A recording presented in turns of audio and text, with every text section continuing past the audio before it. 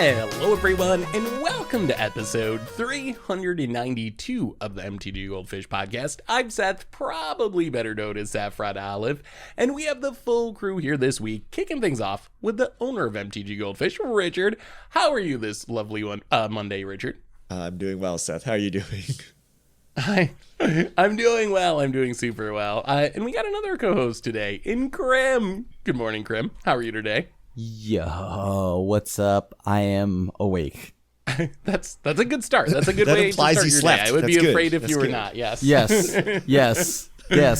So that's good. So yeah, Krim's awake, Richard's here, I'm here. We're going to talk some Magic. Today we have some, not a ton of topics. We got the full anthology list for Historic and Explorer. So last week we had a couple of cards, but we want to talk about the full list. Just this morning, we got the 2022 State of Design article from Mark Rosewater, which is kind of interesting, so we wanted to talk about that. There's some other smaller topics about some giveaways and promos that we might hit up, and then answer your fish mail questions. So that's the plan for today. Before we get into it though, a reminder that our show today is brought to you by Card Conduit. And we've been telling you about Card Conduit, a great way to sell your Magic collection, and their curated shipment service for a little while now. As long as your cards have at least $2 or more retail value, you can send in as many of them as you want and still just pay a 5% service fee. And like with all of Card Conduit services, you don't got to sort your cards, you don't got to grade your cards, you get to skip over all those hassles and just safely package everything up and ship it out, and you'll even get a detailed report with the results. So you can check out Card Conduit's curated shipment option as a way to buy list cards with fast processing, optimized prices, and the low service fee of just 5%. And right now you can even get another 10% off if you head over to cardconduit.com/mtggoldfish. Card Conduit, they're the easiest way to sell your Magic cards. So thanks to Card Conduit for supporting the show. And let's talk some Magic, and let's start with the anthologies. So last week when we did the podcast, I think we had 3 cards each from the Explorer Anthology 1 and from Historic Anthology 6. Now we have the full list. So let's talk a little bit about these releases. Richard, why don't you let us know what's actually in these sets? Let's start with the Explorer first, I guess, because that's what everyone had been waiting for. So what do we get in Explorer Anthology 1? All right, Explorer Anthologies 1. 20 cards. Kalitas, Trader of Get, Kalitas. Rally the Ancestors. Mausoleum Wanderer. Tainted Remedy. Alesha Who Smiles at Death. Tireless Tracker. Hangerback Walker. Siege Rhino. Slaughter Games. Supreme Verdict. Favorite Hoplite. Ensoul Artifact. Searing Blood. Back to Nature. Battlewise Hoplite. Darksteel Citadel. Shadowborn Apostle. Teamer Battle Rage. Titan Strength. Elvish Mystic. Those are your 20 cards coming to Explorer, or already in Explorer by now. Wait, no, not to Explore. That some of that's historic. Some of that's historic. That's all Explorer. I think that's all Explorer, I think. I believe that's all Explorer stuff. Wait, was that all? Yeah. And just so it's clear, because there's still some confusion about this when we talk about Explorer sometimes. Explorer is Arena Pioneer, with the idea being it's going to be full Pioneer, but we don't have all the cards yet. So the goal, I think, one of the biggest goals of these anthologies is to push Explorer towards being full Pioneer. So Krim, you play a lot of Explorer. I play a lot of Explorer. How would you rate this Explorer Anthologies? Like, this is the first one we've gotten. Are you happy with it? Is this what we're looking for? What's your kind of overall takeaway on this anthology? Why in the world do we have some of the cards that got included? Mostly just because like some of the cards I don't think really mattered all too much. Why do we have Tainted Remedy? I mean, I guess no matter what, I was going to be happy personally, because we finally got Cleus, and that is a card that I've been like dying to play with on Arena, and since it's hit Arena, oh my god, I've had some of like the most amazing games, and then of course Supreme Verdict was pretty big for me, but I do think like Back to Nature also was kind of weird, and I don't know, like it just feels like there could have been a few more staples, and immediately that would have helped a few archetypes out a little bit more, but it just feels like more of it, the top end decks did just get more spells, except for like maybe red white like heroic. That, or like even Jeskai Heroic. That and like Scissors and Darksteel Citadel was pretty big. I like those for like, you know, the non-Rakdos decks, and then like, you know, blue-white control deck. Yeah, I think this anthology for me, it really depends on what perspective you look at it from. If you look at it through the lens of past anthologies, which are typically a couple of good cards, a bunch of okay cards, and then some jank / filler / useless cards. From that perspective, I think Explorer Anthology 1 it's solid. It's like what I would expect out of Anthology release. On the other hand, if you look at this from the perspective of, I want Explorer to become Pioneer as quickly as possible, I don't think this did a very good job of turning Explorer into Pioneer. Yes, Kalitas is heavily played. Yes, Supreme Verdict is heavily played. Sure, Favorite Hoplite kind of does some things. Elvish Mystic is a big one. But I made a video and an article a couple of months ago about like the top 10 cards that I thought we needed to actually make Explorer into Pioneer, with a focus on cards that would like bring new archetypes onto Arena and into the format. And the only one that we actually got was Elvish Mystic. And I too was a little disappointed that the best cards we got, like if you were going to take the top 3 cards, it's probably Kalitas, Supreme Verdict, and Elvish Mystic as far as just which cards see the most play in Pioneer.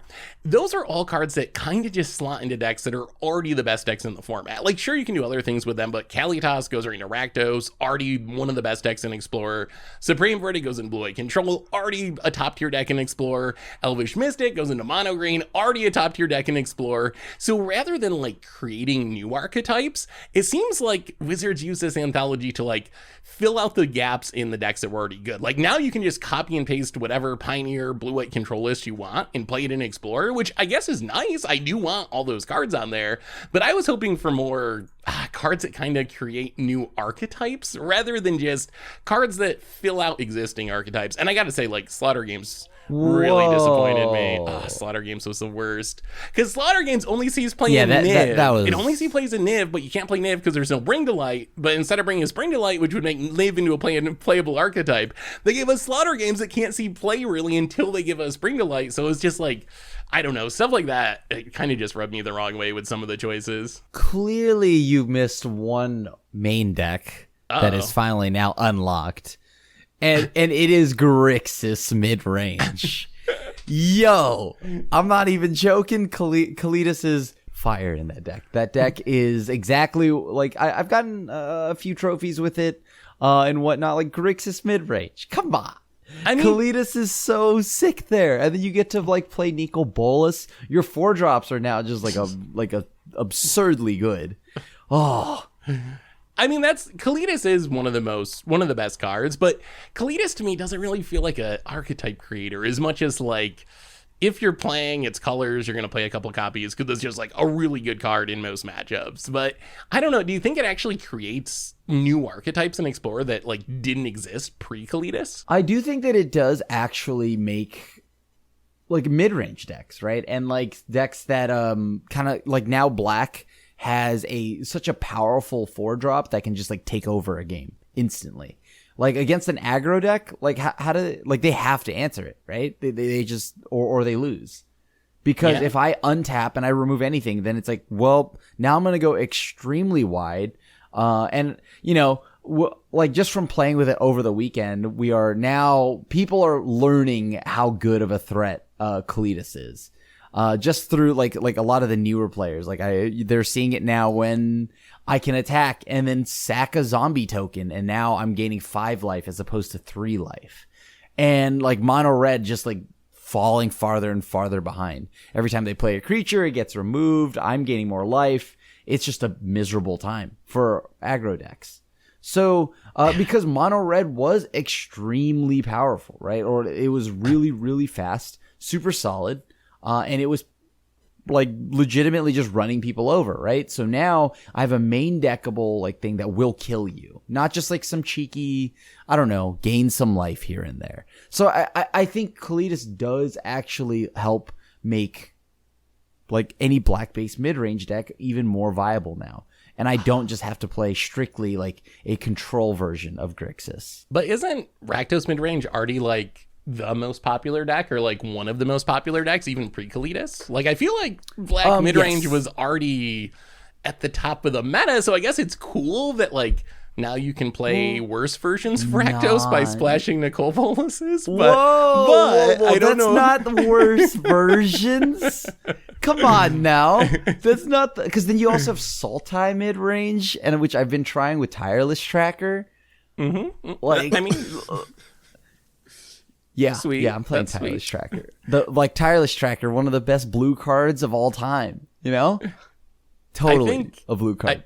I think Red got the short end of the stick on this one. Like the mono red deck got Searing Blaze, which that is a relevant like play it in your sideboard card. Maybe you can main deck it in certain matchups or certain metas, but it didn't get either of the big hitters, which is Swift Spear Eidolon, were like the two really big pieces they were missing. And then you get Kalitas, which just absolutely owns mono red. So I feel like Red got a ton worse because of this anthology. Yeah, I don't know why Eidolon, or like I assumed that Swift Spear was coming along with Eidolon because of Kalitas. Yeah. I just assumed they were gonna like. Now I do agree that these anthologies or this anthology so far has really just pushed the power level of like any mid range and control deck. All different archetypes of mid range, by the way. yes. You can play Grixis now. All I got it. Kalitas-based And- range decks. yes, Kalitas base mid range and Sultai. Don't forget Sultai. You keep forgetting. You can put Kalitas in Sultai. Yeah, and Mardu. Oh, I also and was like, Abzan. Also, we got Siege Rhino, yeah. We got Rhino, so Abzan mid-range is But the your new four tier, slot. tier 0. Drop slot is clogged up here. You gonna run Kalitas? You gonna run Siege Rhino? Nah. You just play Rhino. Who needs Cletus if you have Siege Rhino? Come on now. Okay, let's not. Okay. I will say something though. Over the weekend, I learned something very much so, and it is that y'all really like Siege Rhino. like I was streaming, everyone's like, "Yo, have you tried a Siege Rhino deck? Yo, have you tried a Siege Rhino deck?" People love Siege Rhino. I'm like, "Yo, hold on, why are y'all forgetting about the best 4-drop, Kalitas?" Kalitas is too new I mean, age. also- You gotta go old school. Kalitas is actually good. Dude, Siege Rhino's a beef. people love Siege Rhino. And Siege Rhino just costs rare wild cards, which I wonder if that helps a little bit. You don't got to spend mythics like you do on Kalitas. I will say, like, I expected against odd style cards, so I'm not disappointed that we got Tainted Remedy or Shadowborn Apostle, which are like janky brew around cards. Although I felt like those cards could have been better. Like I would have rather seen, I don't know, like Biovisionary or what's the demon where if it attacks and isn't blocked you put someone to 1 life. Like that works really well with Alicia. That would have Master maybe of made Cruelties? Yeah, if we got Master of Cruelties instead of Tainted Remedy, maybe there could be some weird Alicia try to reanimate Master of Cruelties like jank deck. So I don't know, I would give it like a B, maybe B minus overall. Like as far as what I was looking for, I don't think it was a failure by any stretch, and I think it definitely confirms that Wizards is going to take several years to put full Pioneer on here. Like this is not the like here's the top 20 list of cards that are missing, like go play Pioneer now. This is the like slow drip of like here's a couple of cards you really need and a bunch of other stuff, which is fine, but I think we gotta at this point shift our expectations and take Wizards at face value, that when they say they're going to take several years to release Pioneer cards, it seems like this anthology backs that up, like the pacing of it. But what do you think about all this, Richard? Santa Claus isn't real. I'm glad you finally figured this out. I don't know. You were saying this the whole time. The whole time you were the one that was like, yeah, you guys are getting your hopes up. You guys are getting your hopes up. And it looks like maybe Richard was speaking words of wisdom. I was the optimist, all right? I'm sorry. We're just going to sandbag this. I think actually what they're going to do is going to try to rotate the top archetypes so the format looks fresh. So it's actually a bit shocking to me that the best archetypes just got more cards. I would expect them to try to shift it around with the release of the anthologies, but they didn't do that. So it's a bit weird. But I don't know. I mean, there are playable cards in here, and then there's some build around me's. Like, I don't know why Titan Strength is here. Do people play that still? But no, without not Swift really. Spear, maybe with Swift Spear you would play it, right? But without Swift Spear, it's a little weird. But I don't know. They're gonna stretch it out. And also remember that these cards go into historic as well. I don't know if there's any consideration for that, if they're using this as ways to sneak cards into historic, but that is a thing. Speaking of historic, we also got Historic Anthology number 6. What are we in that one, Richard? If you were disappointed with Explorer. Amazon, Angel of Hope, Goshintai of Life's Origin, Tarmogoyf, Staples. Phyrexian Metamorph, Staple. Knight of Souls Betrayal, Ophiomancer, Lelia the Blade Reforged, Chalice of the Void, Retrofitter Foundry, Glimpse the Unthinkable, and 10 indestructible artifact lands from Modern Horizons. 10. Oh, those lands are disrespectful. Those lands are disrespectful. They should have given them to you for free. Dude, they shouldn't give these to you at all. Why are these in here? I've heard this. I've heard this is giving Wizards the benefit of the doubt that Dominar United, Brothers War, etc. The upcoming standard sets will be heavily artifact focused, and these lands will be the nuts. And so they're just setting you up for that. They're setting you up for the future sets.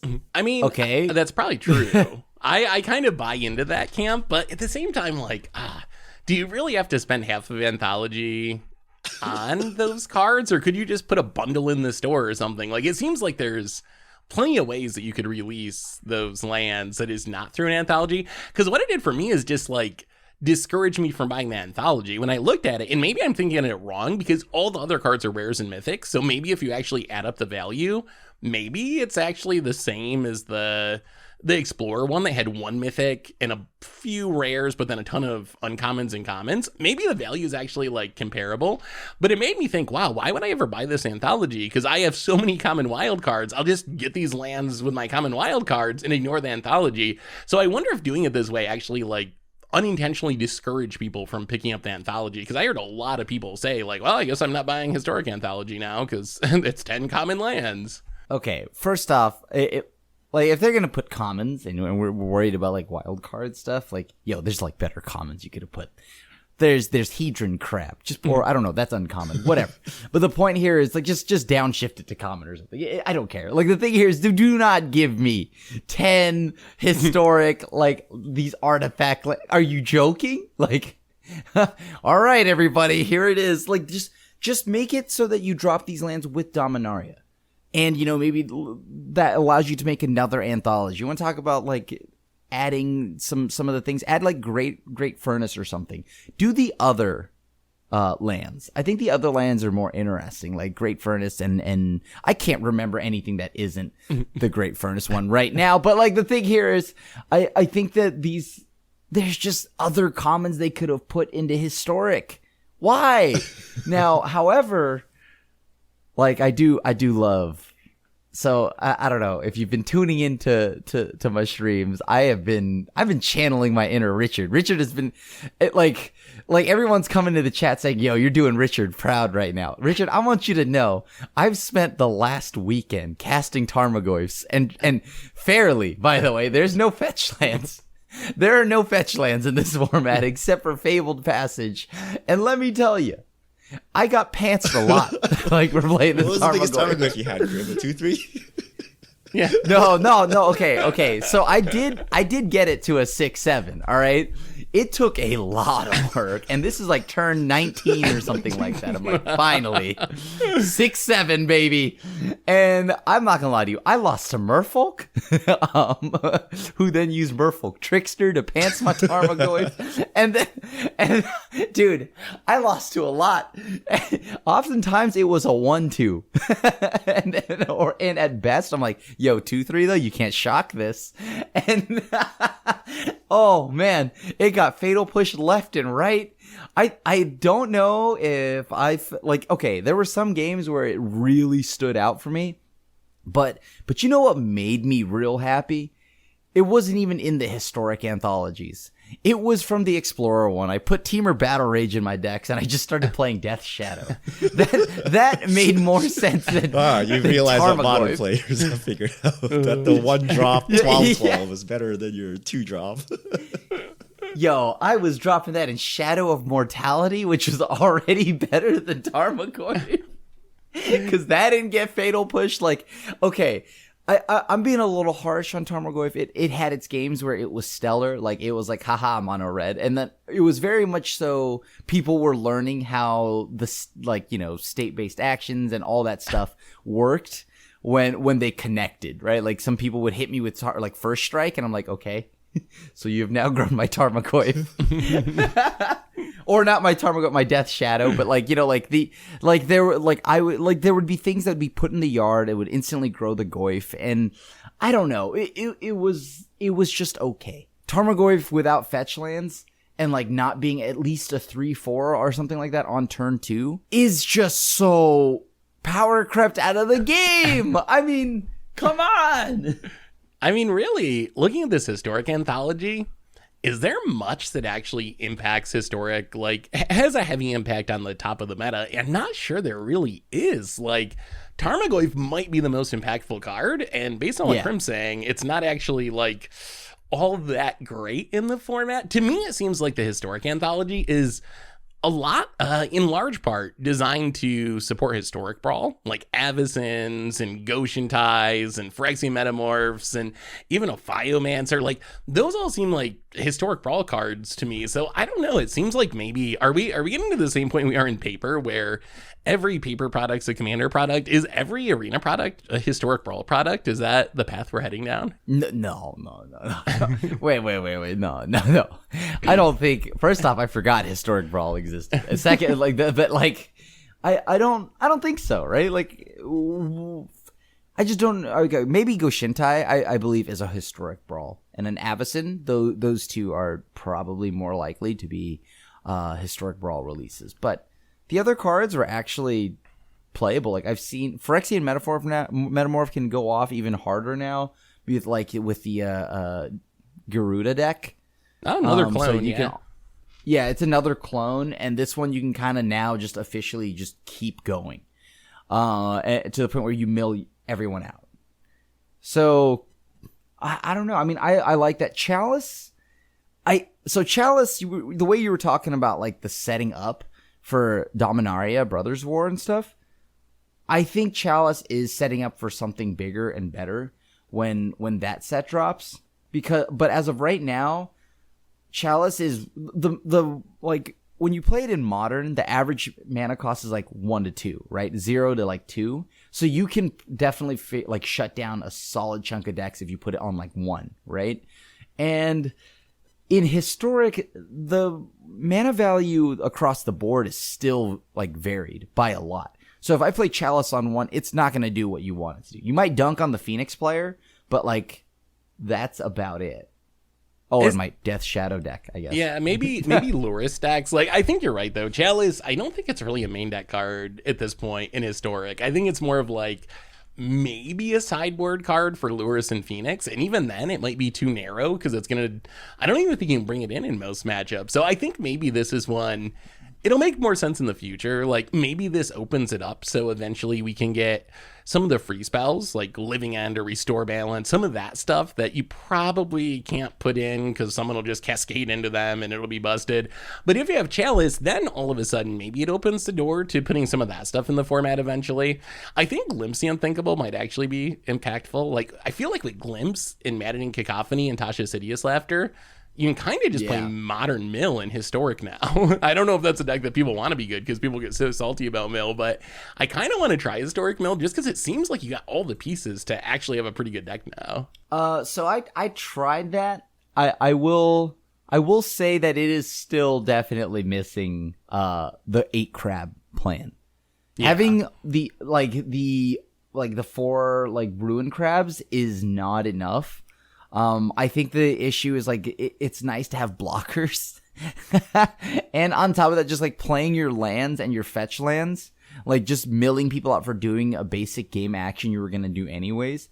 Definitely makes it so that the turns you don't have Glimpse or you have to hold up mana to counter stuff. It is, the Hedron Crab is severely like missed. I will say that. So it doesn't feel as powerful as it is in Modern yet.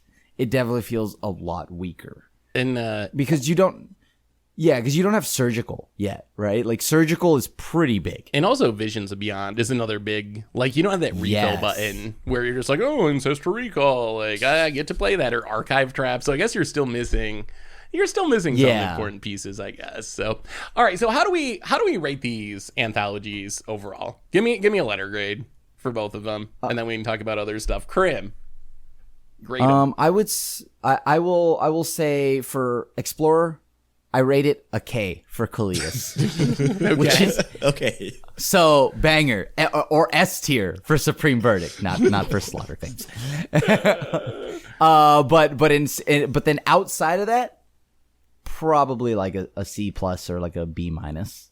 I think that it needed there's just some stuff in here that could have been made it way more, like added a few more like high end, like maybe top 10, top 20 cards they could have added. Like imagine they added a spell queller, right? Then you'd have spirits, like multicolored spirits, like Bant spirits and stuff like that.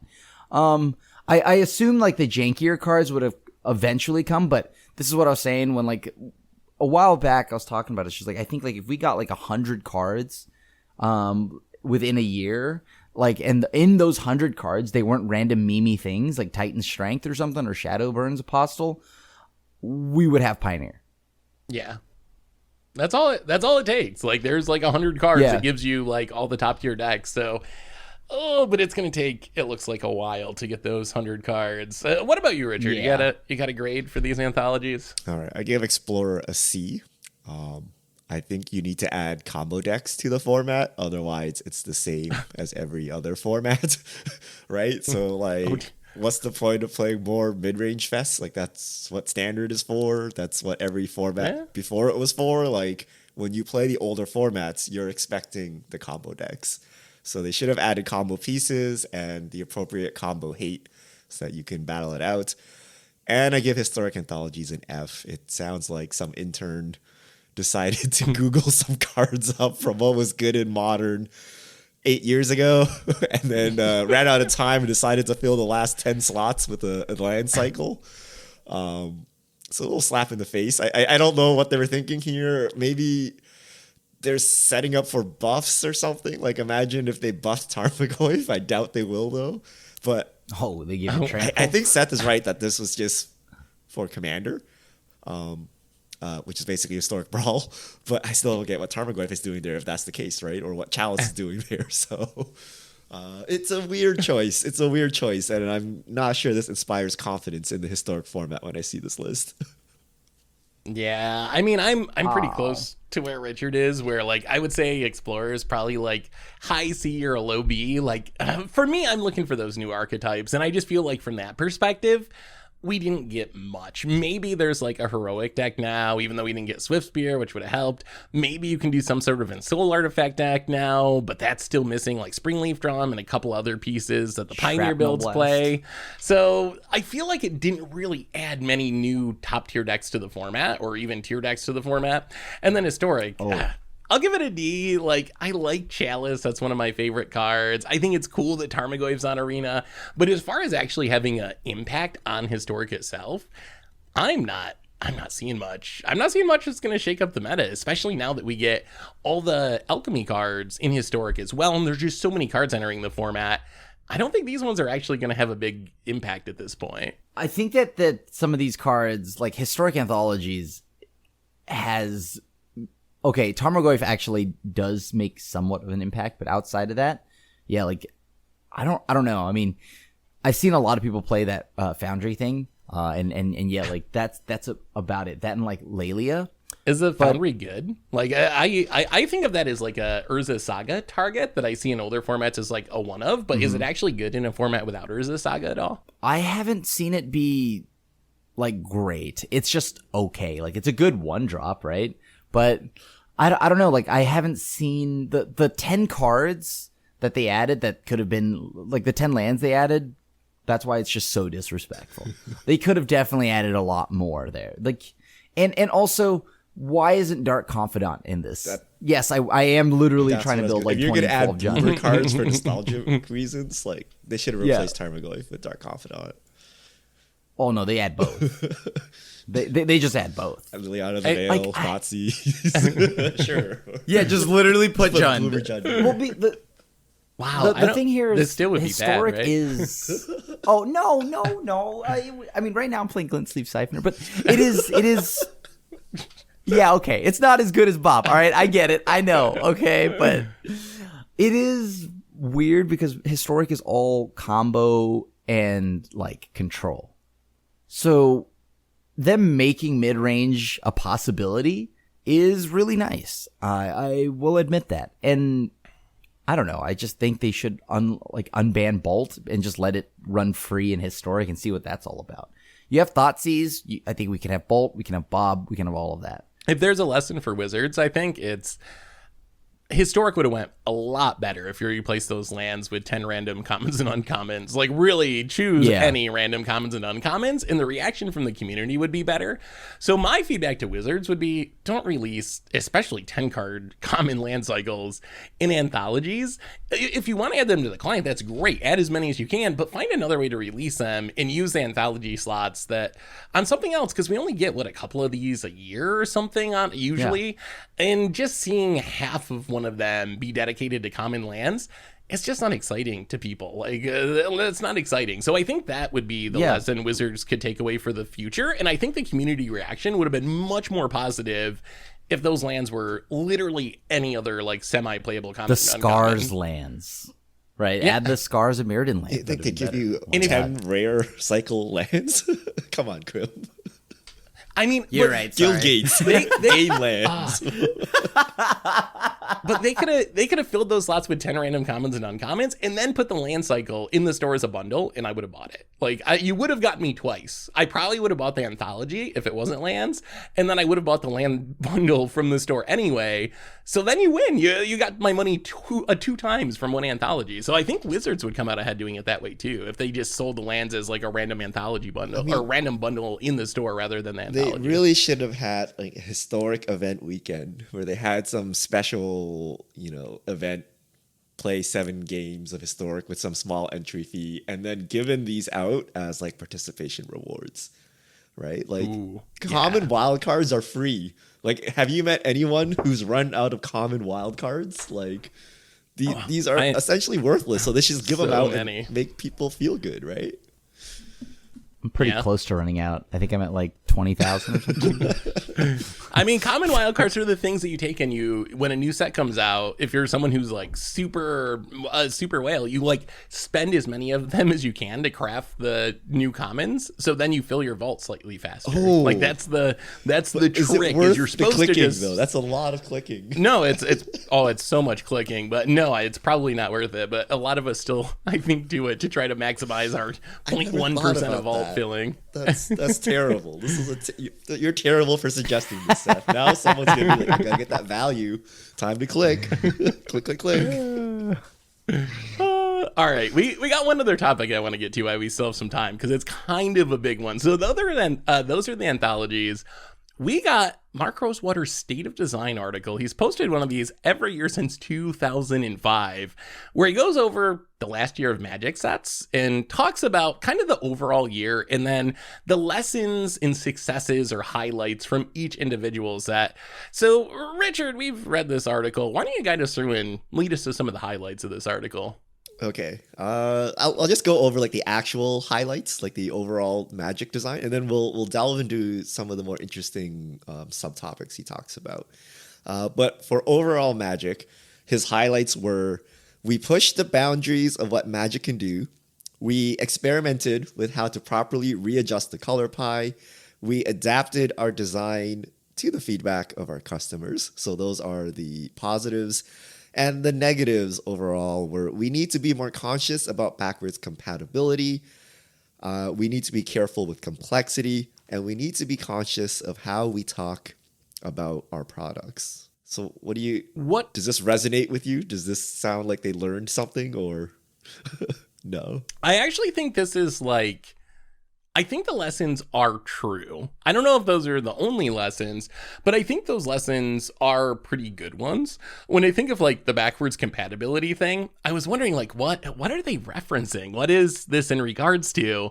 The best I could come up with was the werewolves from Innistrad. I don't know if you remember how they made the day and night mechanic, which was like an improvement over the original werewolf, like flipping mechanic, but it also was really awkward because your cards didn't all work together. If you took your old werewolves and new werewolves and built a commander deck, things were flipping at random times and it was just a nightmare to track.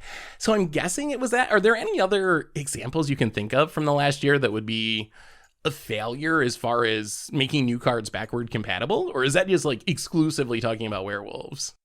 I swear there's another mechanic that is there something else we're missing that was like that? There probably is. Like what? I guess I just don't know. I'm trying to figure that out. Like what? I mean, I do think that focusing more on how new cards interact with old cards is important, because I think what Wizards is talking about with this Eternal World thing, when I see that, I'm pretty sure they're not talking about like, oh, we might print new cards that break Vintage or Legacy. I don't think that's what they're thinking. Really? Of Eternal. I thought that's what they were talking about. I think what they're talking about is Commander, really. Like in Commander, people play with all the cards through Magic's history. We're designing new cards that people are going to combine with cards from 30 years ago, and we want to make sure that they work well together. So I don't see that as Eternal formats as much as Eternal World meaning Commander. I don't know. Is that off base? What do you think about the Eternal World that they're designing for? So from their wording of it, it's like ambiguous. It's unknown. But I thought they were hinting at the fact that, you know, they print a new mechanic in Standard or something in, say, Modern Horizons, and then it like starts messing around with like Modern, Legacy, Vintage, and Commander in ways that people don't appreciate. I thought that's what they were hinting at, but then we have stickers now, so I don't know. But like, is this really like just day night? Like, it has to be more than that, right? To be such a big lesson, right? I feel it's like they print something and it disrupts the whole format, and they're like, oh, we probably shouldn't have done that, right? Yeah, because I mean, Wizards, Morrow also goes through each set, so you'd think if it was just werewolves, that would be more of a like set specific lesson than an overall lesson. So I don't know. I think it's a good design philosophy, though. I also think the one about being more conscious about how they talk about their products, I think is really big. I think we've had multiple issues with that. The biggest one that came to mind for me was Commander Legends 2 Battle for Baldur's Gate, where I think a huge part of the issue with that set was not the set itself, but that people heard Commander Legends and expected something like the first Commander Legends, when really this was more like the Commander take on the standard Forgotten Realms set. Like, it was more part 2 of that focused on Commander. So I think that in ways like that, even just like naming the products, Wizards could do a better job, because those things set people's expectations, and then you end up with a situation where a set that I think was actually super sweet in Commander Legends Baldur's Gate, and I think was well designed and flavorful for what it was trying to do, ends up being viewed as like a bad set or a failure just because it didn't meet the expectations of how Wizards named and talked about the product. So I think that is also like really, really big. The way Wizards phrases things and the way they name things, I think actually has almost like a thumbnail on YouTube or something. You think that's like inconsequential, but then it actually has a really big impact on what people perceive your video is going to be about. Same way with Magic sets. Like, you might think, oh, it's a throwaway to call it Commander Legends Battle for Baldur's Gate, but when it comes down to it, I think that name like played a huge role in the set kind of getting a negative reaction from the community. Yeah. I mean, yeah, I think that's exactly kind of how that unfolded, right? Because I mean, I don't know anything about Baldur's Gate, but I assumed you're getting something near the power level of the first one, the actual. I mean, I guess the first Commander Legends. I enjoyed Baldur's Gate. I think the draft and all that was fun, but I don't know. It just felt like overall just kind of underwhelming when it comes to power level, like outside of like Displacer Kitten, and like, yeah, there's already like the Dragon Cycle was cool, but there's lots of 8 mana bombs, right? So I was hoping to see a few more things at the lower part of the curve. So one call out from the Crimson Vow section was the Dracula cards were well received. So they got a lot of positive feedback, who enjoyed the book and did a good job finding appropriate cards for the book's character and settings. So this to me says more is coming. Remember, this was in a standard set too, right? This is not like a secret lair or something special, but it was a standard set that had a crossover that was theme appropriate, kind of like the original Godzilla. I think we're at the point where with reskins, players are pretty fine with Wizards doing that. Like going back to Godzilla and whatnot, I think at this point it's just fine. Like if you want to have a crossover and have it be reskins, players are mostly going to accept that. So I hope that's part of the lesson too, is like reskins good, original cards and new sets. That's where you still might get pushback from like Secret Lair X stuff and whatnot. 100% wrong, Seth. It's if the Magic community likes the IP, it's okay what they do with it. If they dislike the IP, no matter what they do with it, is terrible. That might like also Street Fighter. partly Street be Fighter, true. mechanically unique, no problem. Perfect, right? That- Fortnite reskins. Oh, this is terrible, guys. Right? Like, it has to do with the IP, and I think Dracula is just so neutral. I think Iconic? Like, Oh, is it okay. iconic? I feel like no one cares about this. Do people care about Dracula? What? It's like Wait, well, in what it's sense? Like just the drop, or Dracula? like the specifically? IP, Like the IP. like, yeah, Like, Dracula. I think the we all IP. know about Dracula, and we're like, yeah, it's fun. But like, are there really like that many hardcore Dracula fans that are buying the packs to get it? Like in the same way you would probably see for Stranger Things or Street Fighter or things like that, right? I think it's just a neutral IP. Yeah, it's a pretty safe IP, I think. Yeah, who's gonna get mad about Dracula? Like, Yeah. maybe just no one cares. Maybe it's not iconic. Maybe it's just like Richard said, so neutral that who's gonna actually get actively angry about that? What do you think about the complexity thing? That was the other one that stood out of the main lessons. Is we got to be careful with complexity. I might agree with that, but this looks so weird coming right off the spoilers for the unset, with like stickers and just incomprehensible rules that no one understands what's going on. It seems a little weird that they're saying, yes, we got to be careful with complexity, but they're saying that like a week after spoiling some of the most complex and least backwards compatible cards that we've seen in a long time. Like, do you think these lessons are actually something Wizards takes to heart and we'll see have an impact on design? Or is this more lip service to saying what the community would like them to hear? I think it's actually an in-between. I think it's a little bit of lip service, but I think they'll slightly be more conscious of a lot of things. So I don't know. I think they'll definitely do better, right? Because they've every time Mara's made an announcement, I feel like they've pushed, or he's kind of like somewhat kept his word in a way. Yeah. So I and again, maybe this is my optimism. Maybe it's my optimism. I don't know. And it's important to realize that Wizards is a big ship. So even if they do realize this, they're designing 2 or 3 years ahead. So even if they're like, we got to cut back on complexity, we might not actually see the fruits of that lesson until like 2024, 2025 or something, even if they immediately start changing their philosophy. But sorry, Richard, go ahead. I was going to say, this is Magic design lessons, right? And design is not the only consideration when making Magic cards.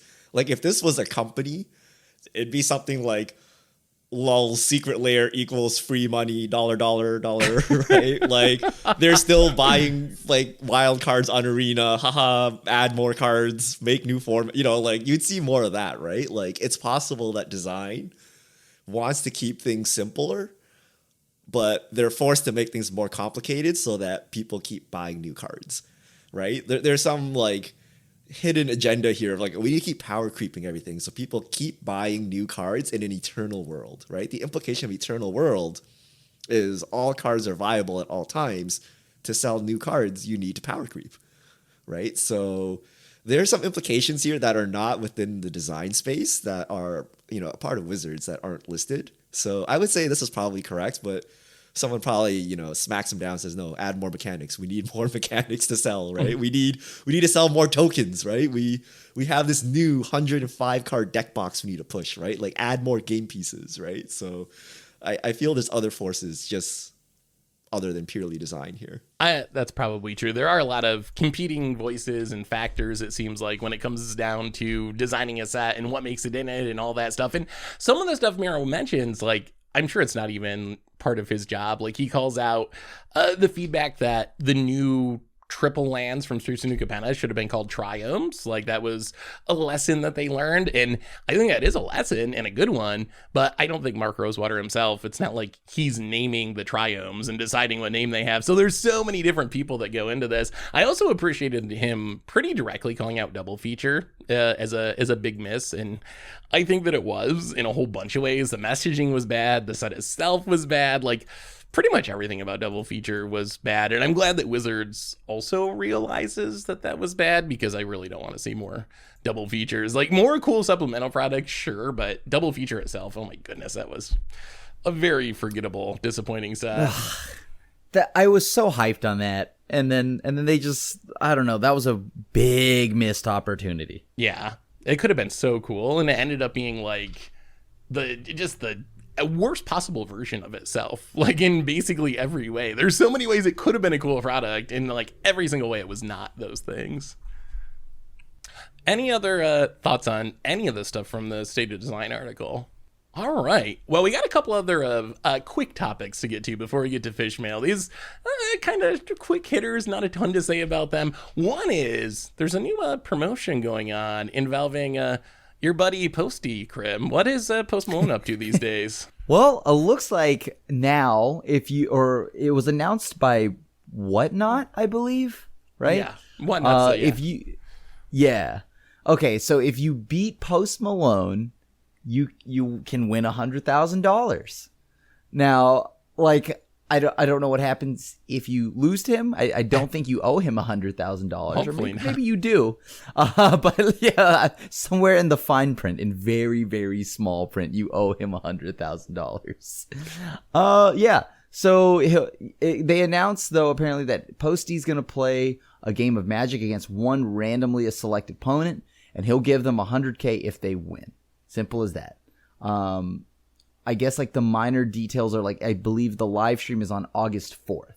Yeah, I think that, so my understanding is, so if you want a chance to do this, you need to sign up for a Whatnot account and follow Post Malone before August 4th. And then on the 4th, Post Malone is going to do a live stream, and that's when they're randomly going to select one of the people that followed him based on this promotion to play against him. The winner's it's kind of actually a cool promotion.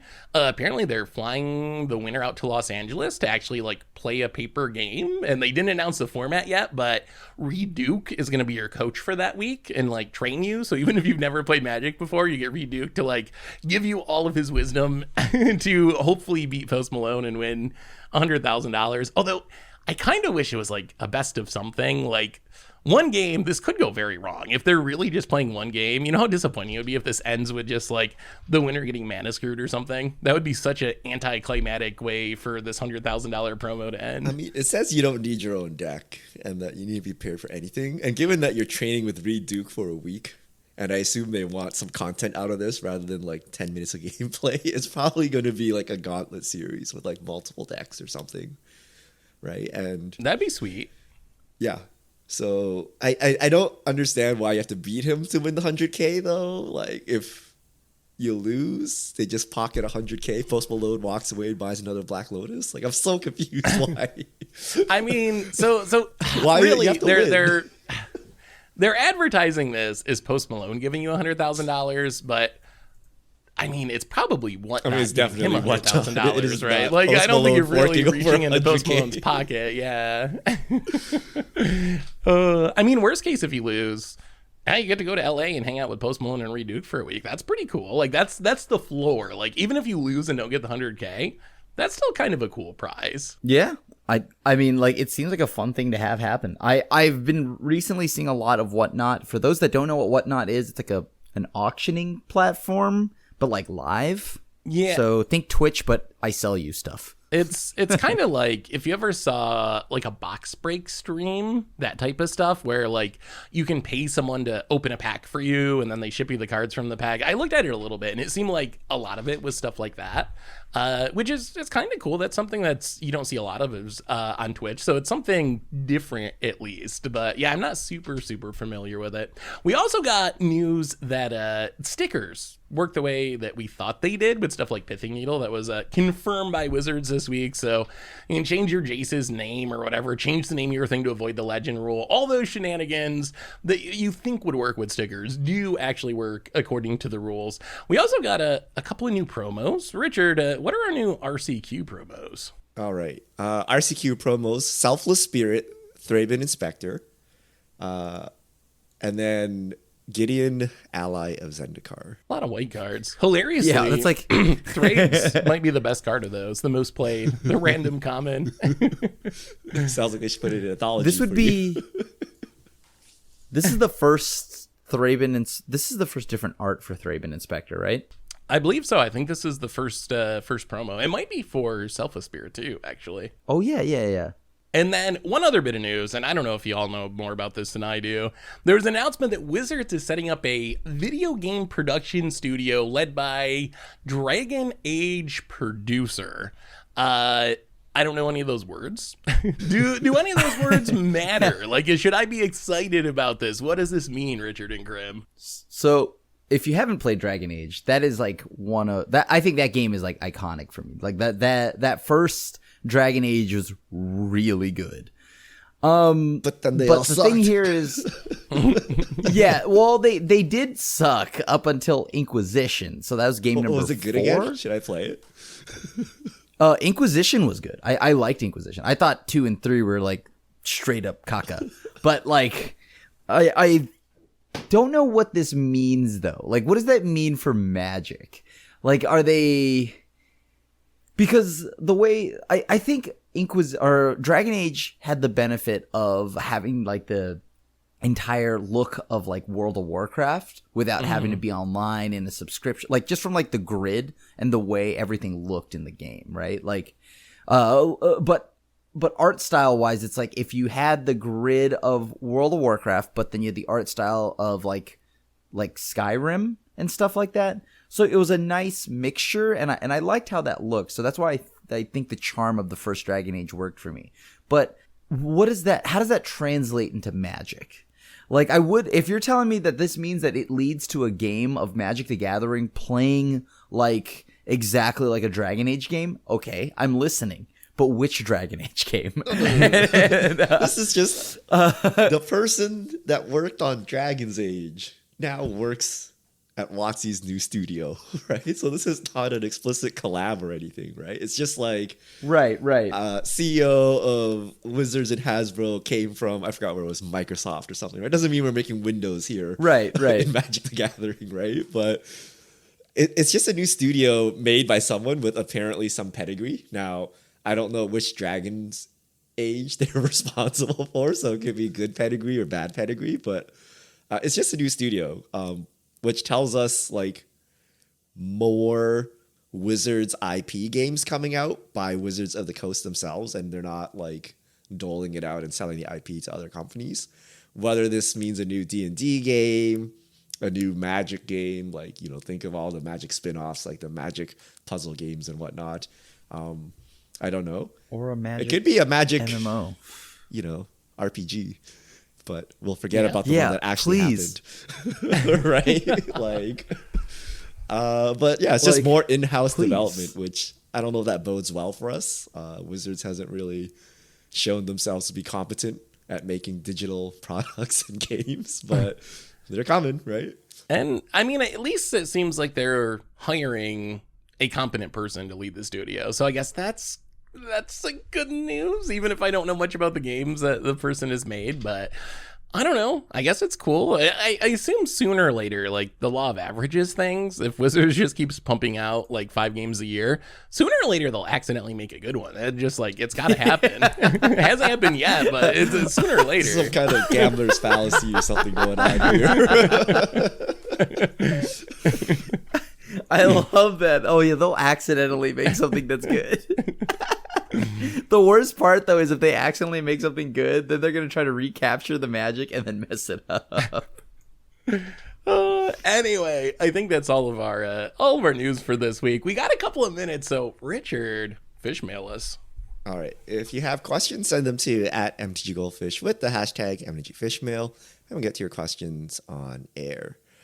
John CG, to solve the problem, of monkeys and elementals in Modern, what are your thoughts on sets like Modern Horizons having a rotation? When Modern Horizons 3 comes out, Modern Horizons 1 rotates. Then the decks with cards from Standard can have more playability over time. Well, okay, so in theory, I actually really like the idea of that. I think that's great. But the problem is the reason why people like buying Modern cards and decks is because things don't rotate. So from a gameplay point of view, I think that'd be brilliant because then I don't have to sit here and worry about getting punched by Ragavan for like another 1,000 years. However, there's no way people are going to feel comfortable like, hey, I just spent $90 on this Ren and 6, this monkey, and it rotates in a year. Yeah, I mean, I think that's my concern too. Like, a big appeal of Modern traditionally was you can play your deck for a long time. I think on one hand, we kind of have this unofficial rotation already where when a new Modern Horizon set comes out, a lot of old things just aren't as competitive as they used to be. On the other hand, I don't know if you want to codify rotation into Modern. I think that people would be unhappy about that. I think that the answer is, and I don't know how you answer this with Ragavan and the stuff that already exists, but maybe it toned down the next Modern Horizons a little bit so it's not quite as impactful. Somewhere between 1 and 2, I think might be the right power level for Modern Horizons.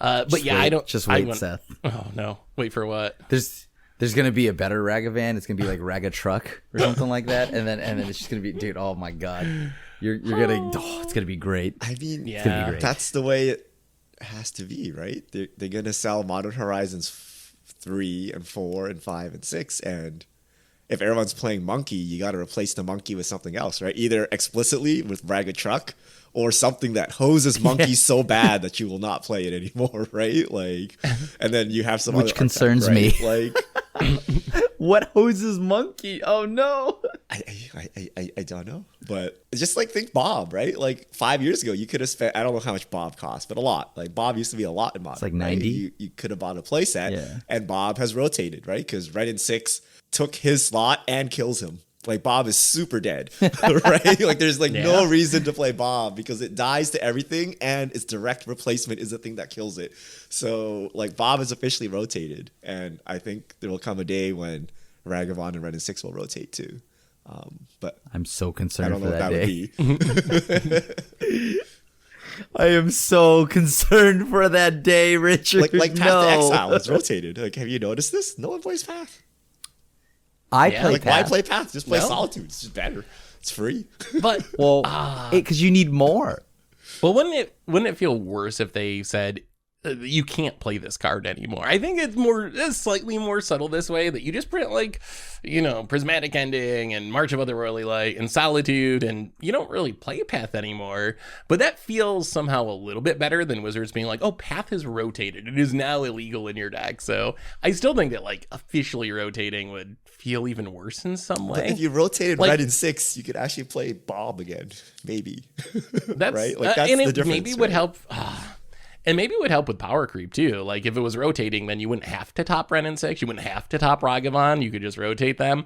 But then Extended ended up being very unpopular at the end. And that was like kind of rotating Modern. I guess not quite as big as Modern, but similar idea. So yeah.